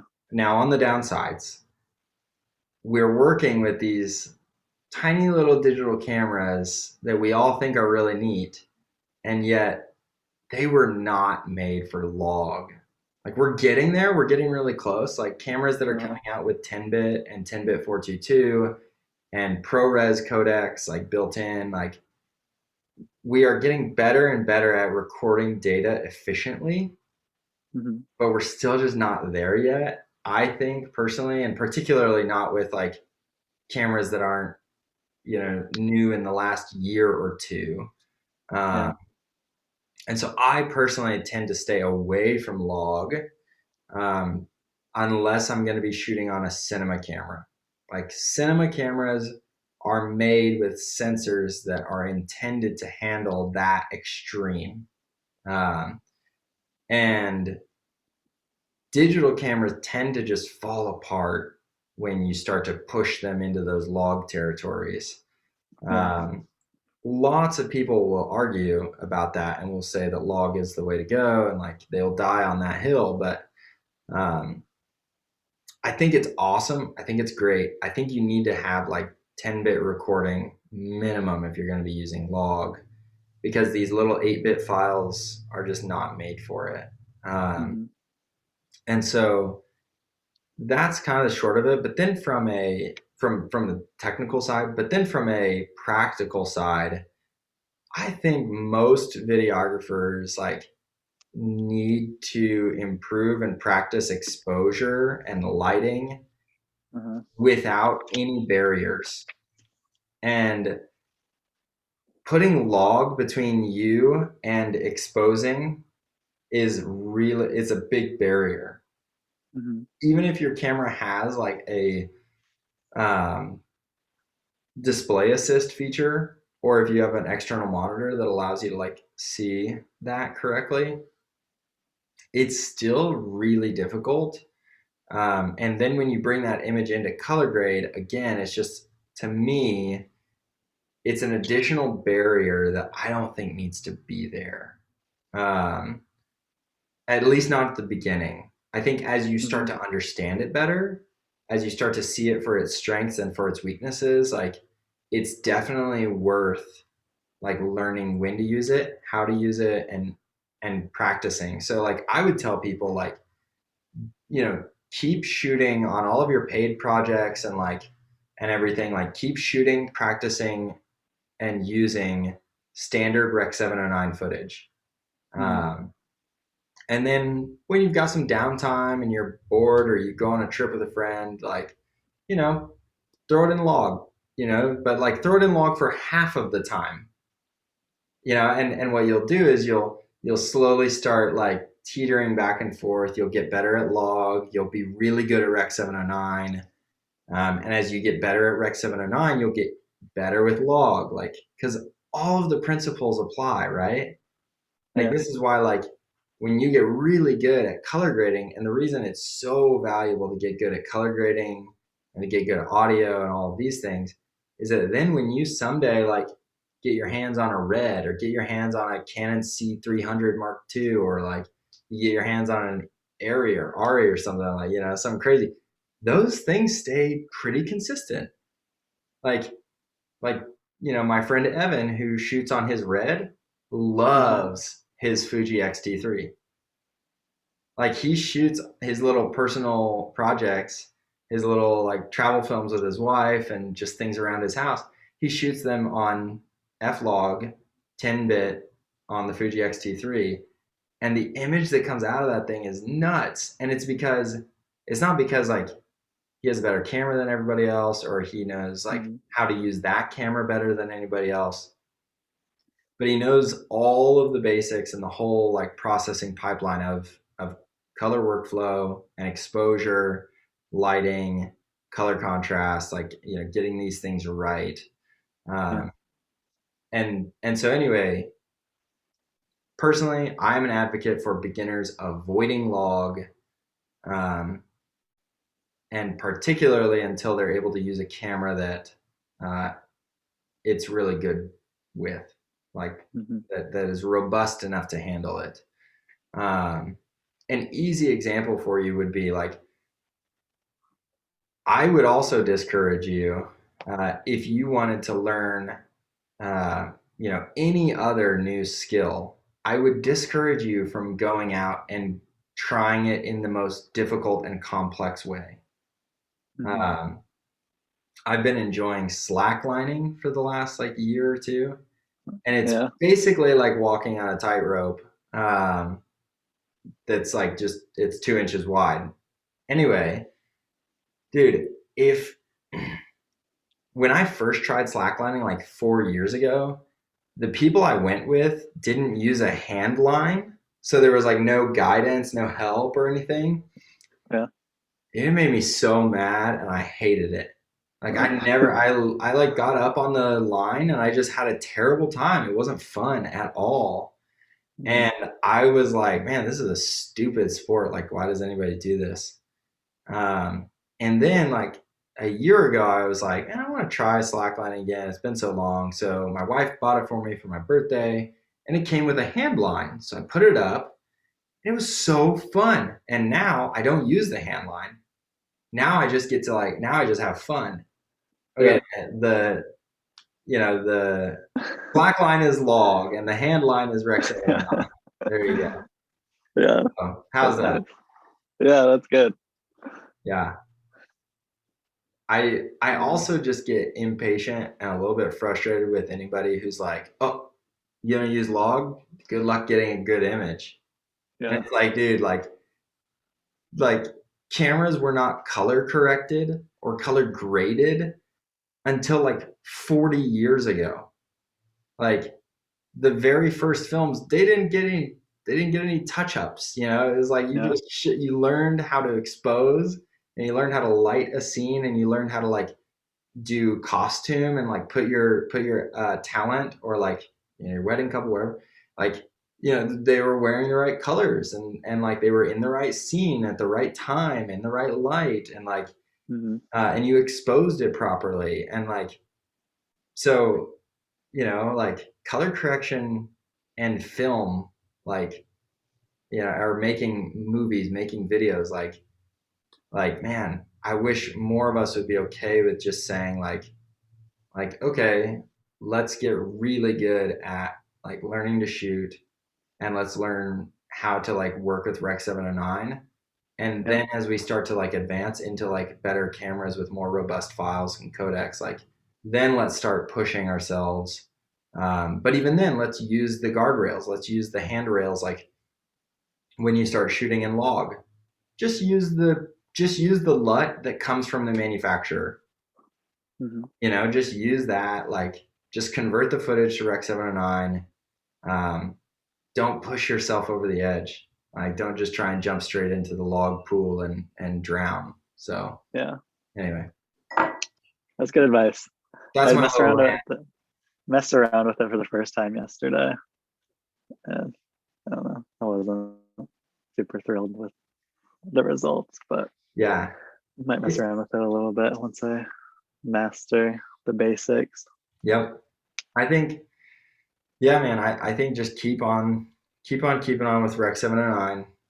Get an image that you're happy with out of the camera, um, and keep practicing getting a better image out of your camera, learning how to color grade with that, learning how to create a style, and then in your spare time, yeah, shoot a log clip, of that plant in the background and bring it in and color grade it. Like shoot a Mhm. log clip next to a Rec 709 clip, and just play around and see like, oh, do I like this even? Like everybody tells me I need to do it, but do I even want to?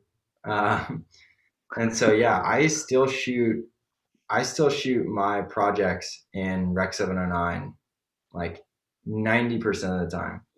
So Mhm. um, yeah, I feel fully confident with log. Like I seriously could shoot. I have shot entire weddings on log.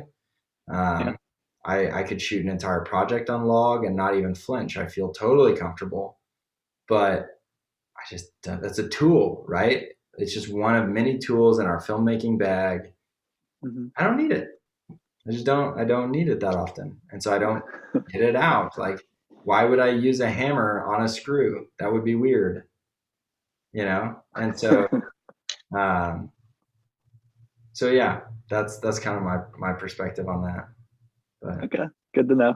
yeah, Um, to switch to, I think I'm good with color grading cool.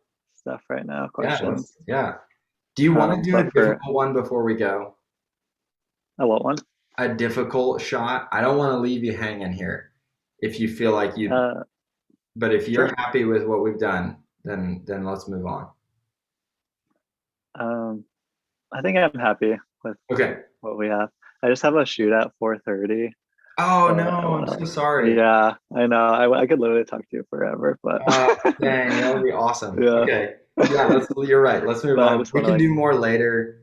yeah. Yeah, I will make that happen for you. Let's move on. um, I for will I audio. will end the Oh screen yeah. share if you want me to. Okay. Yeah. Okay. Cool. So yeah. For audio stuff, specifically for weddings, I haven't like done that a whole lot yet. Yeah. But I have a shotgun mic as just like a basic microphone on my camera. But then I got two lavalier mics recently. I haven't used them for a wedding. I've used them for like interview type scenarios. Hmm. And I was just wondering how you capture audio, and specifically like people want vows this summer that I'm like debating on miking them up, or I know some people work with like the DJ Yeah. guy, a sound booth guy Dude. too. But What lobs did you pick up? um, oh, Are they these little guys? oh, the Tascam. Yeah, yeah, Dude, wonderful, wonderful little labs. Great. yeah. Um, how many did you pick up? A little wedding I set? got two. I just got two. Yeah. Okay. So here's my advice. Okay. Uh, two rules. Two rules and some suggestions. Um, Mhm. these are awesome. I love my Tascam DR10Ls. There are some new little pocket recorders, little lav devices that are like really awesome. Uh-huh. But dude, these do the trick. They are like super tiny. They fit in everybody's pocket. Um, if you want to, you can mic up your brides. There's always like little tricks to being able to do it easily. Uh, but but first rule, three sources. Just just don't even argue with that. Just find a way to get yourself three sources. Um, Mhm. if it's toasts, um, you're on a board. You can usually get a hold of Matt Johnson actually is kind of the king of a couple of videos on this, but you can even like drop one of these little guys like on the microphone, like just put, you know, your little recorder like on the actual microphone and just have the people kind of hold a beefier mic. Oh, yeah. And I think he actually does that with the Zoom H1N. If I remember right, I think he like tapes like the Zoom H1N. I think he like tapes it to the mic or something like Oh, that. He yeah. just asks the DJ like, "Hey, can I throw this on the mic?" Huh. And he just like starts the recording. Um, and that way he's got this like in their hand while they give the speeches. Um, and then audio on the board. You're taking audio out of the board, and then just put a decent mic, like a shotgun, on your camera, and there's your three sources.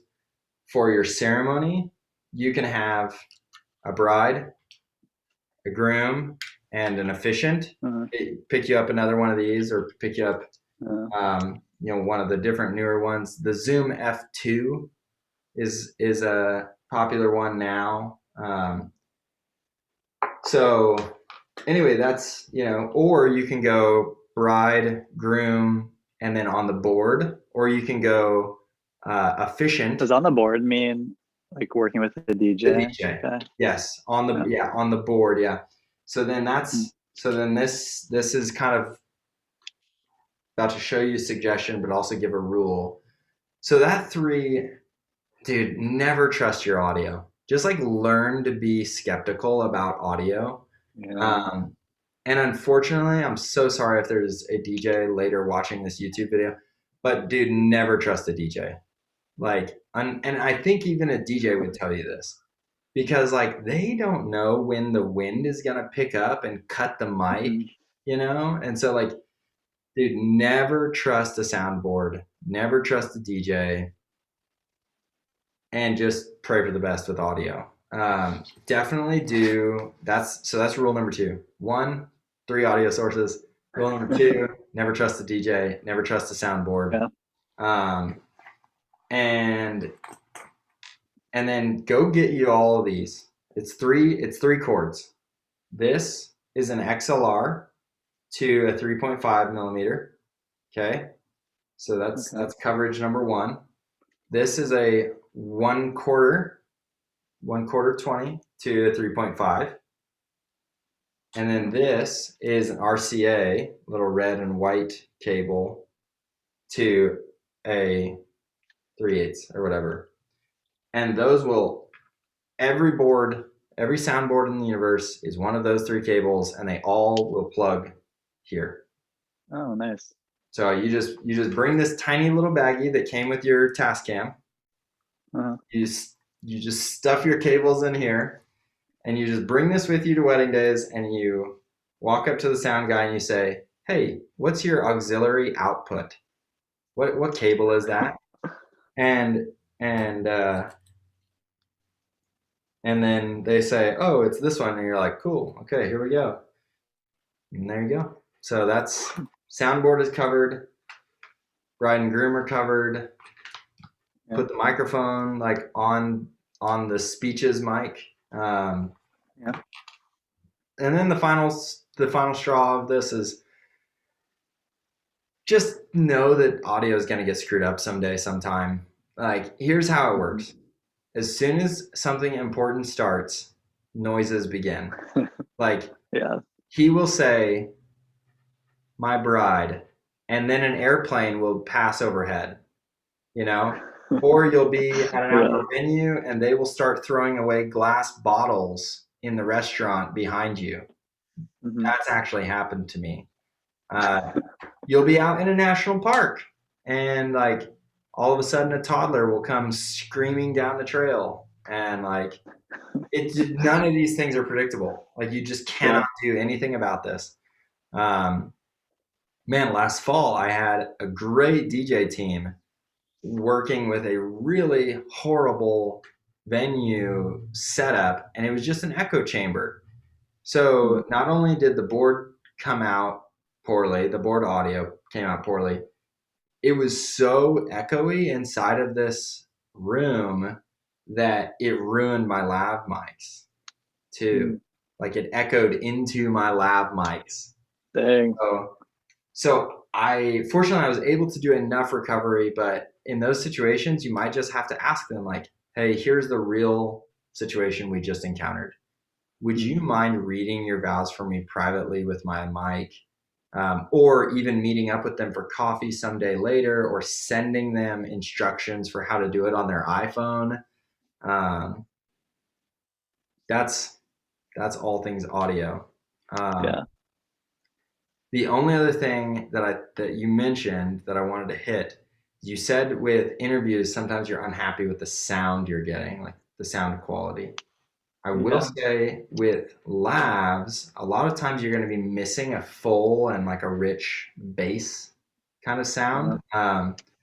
That's just the nature of tiny little microphone, tiny little sound pack. Um, a quick way to improve that is just like, is even if you have like a Rode mic, um, or I use like a Movo. I use like a cheap $40 one that people love. And I've loved it too. Just like booming it and getting it as close, like right there. Like you go Yeah. right out of frame, and that advice is like solid. It works every time. And using just a little bit better of a mic um, than your little lav Yeah. is gonna give you a bit more of a fuller bass sound, and then it's practicing like getting your angles just right, like towards the chin. um, Mm-hmm. it's also practicing sound treatment, learning how to treat a room, if possible.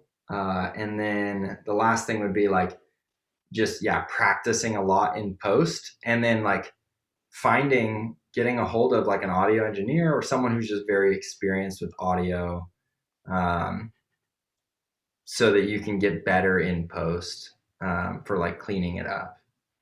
So So yeah. when you boom a mic, do you usually like attach it to? I have one of these things too, which Yeah, looks that's like great. something similar, and you just put it, combine it with one of those Uh-huh. boards that you're talking about.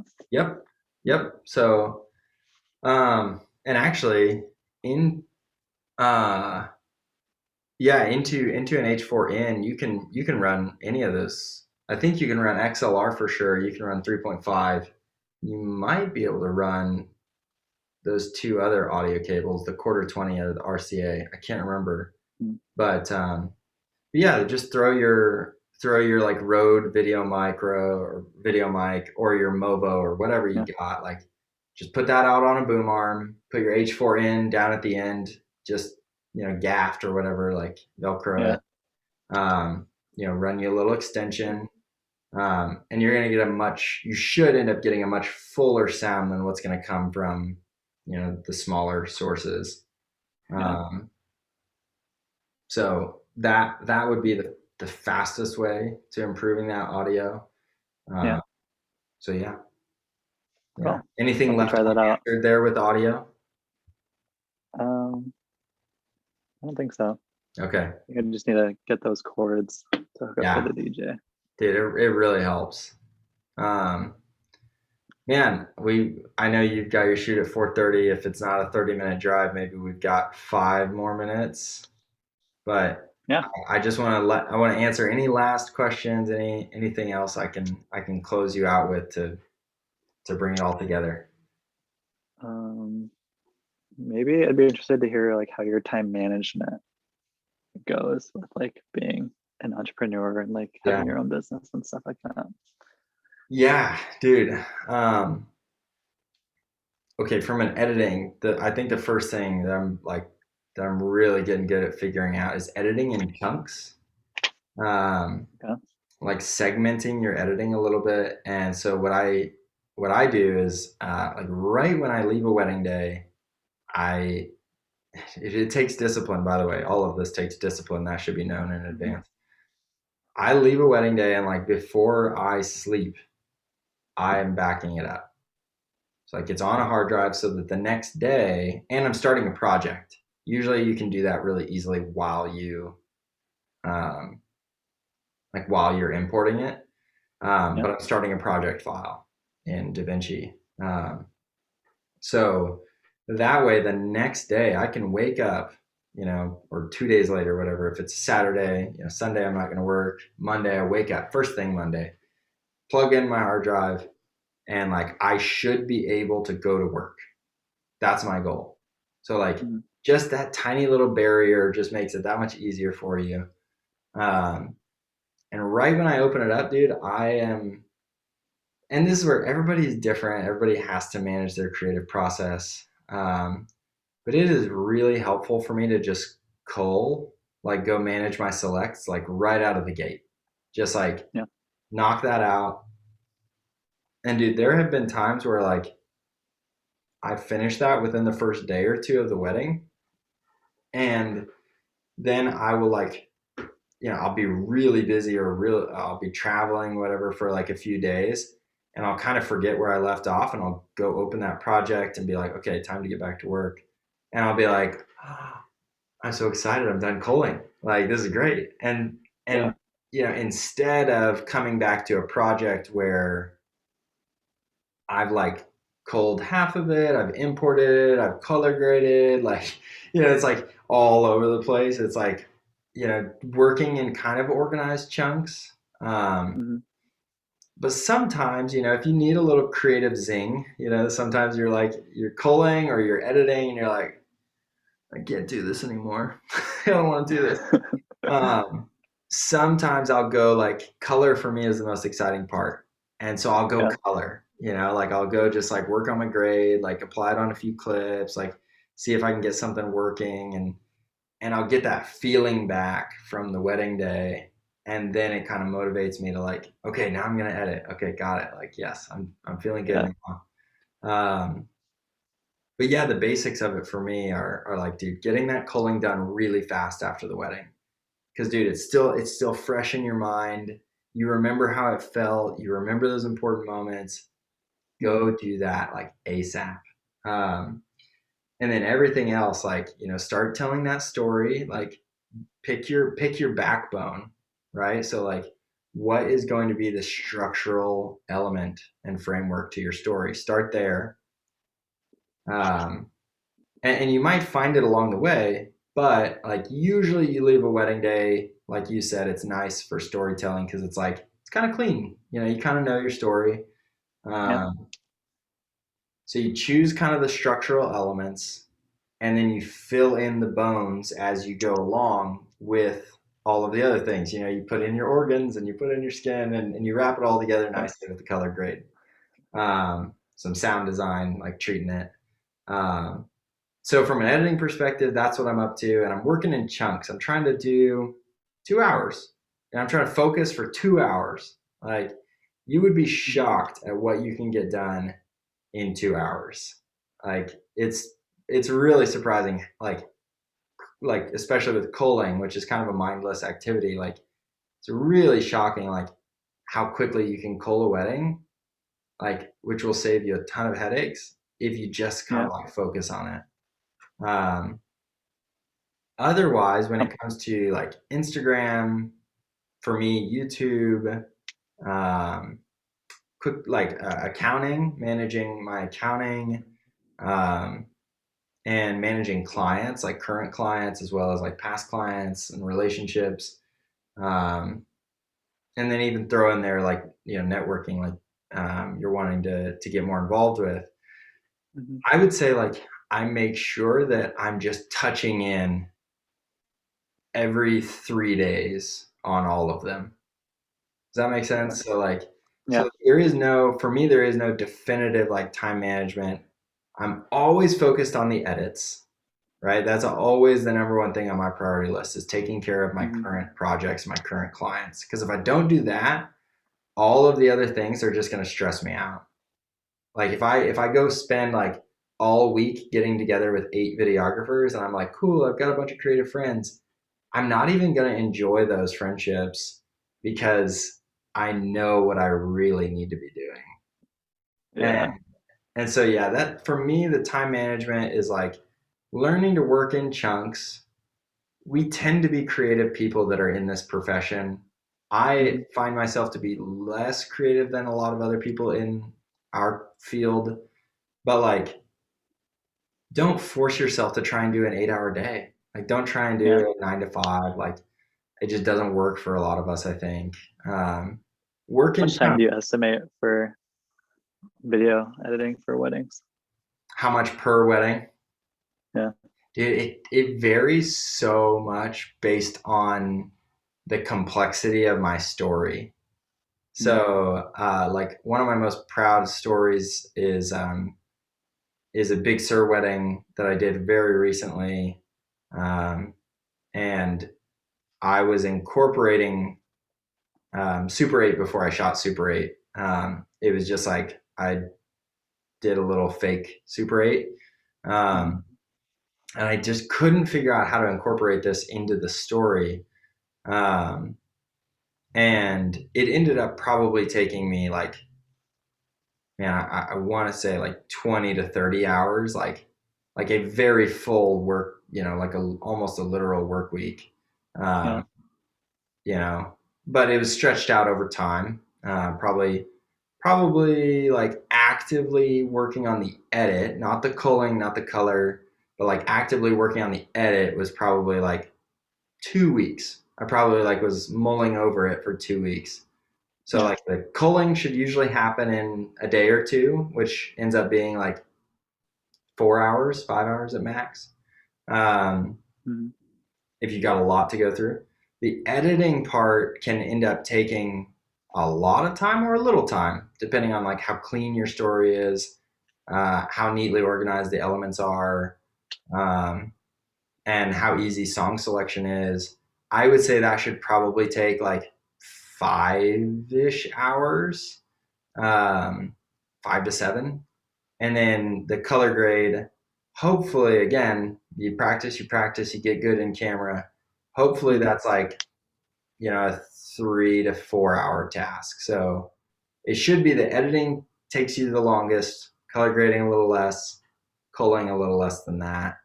Um, and you're kind of sound designing and stuff in that editing stage. So all told, I think I probably end up coming out if I say like 3, 4, and 5 hours.